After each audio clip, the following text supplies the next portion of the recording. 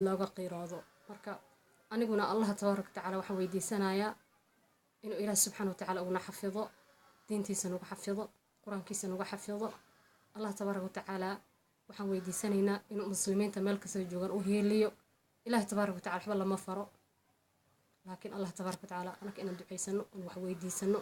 allah tabaaraka wa tacaala inaga u baahan, isaga nooma baahno.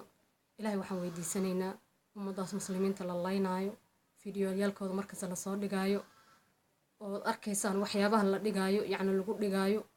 allah tabaaraka wa tacaala wax kasta u jeeda, in allah calaa kulli shayin qadiir, wax kastana wuu awoodaa, laakiin haddana inaga waxa waaye nagula imtixaamaya. marka allah tabaaraka wa tacaala waxaan weydiisanaynaa inuu ducooyinkeena aqbalo, inuu noo hiiliyo mar kastaba. allahuma damir acdaa diin ya rab alcaalamiin. allahuma ansur ilmuslimiina mustadcafiina fi kulli makaan برحمتك يا أرحم الراحمين. إله سبحانه وتعالى وحيري إنما المؤمنون إخوة فأصلحوا بين أخويكم واتقوا الله لعلكم ترحمون. يعني ومضى مؤمنين تيقفك الله تبارك وتعالى يا رسولك محمد كتابك فرقانك الرميساني ومؤمن وأنا مسلم. مركا قفك الصف مسلم هنا حق لنا قفك أخي ولا الكيسة يعني ونحرسته ولا الكل حق لنا ولا الكيسة ونحرسته. مركا إلهي waxaan weydiisanaynaa kuwa yani isu naxariisto inuu naga dhigo, isagana uu noo naxariisto tabaarakahu wa tacaala.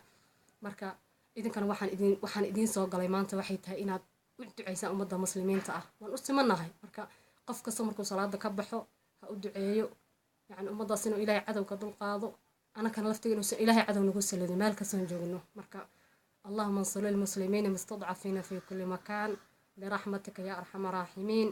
يا حي يا قيوم يا ذا الجلال والإكرام. اللهم دمر أعداء الدين يا عزيز.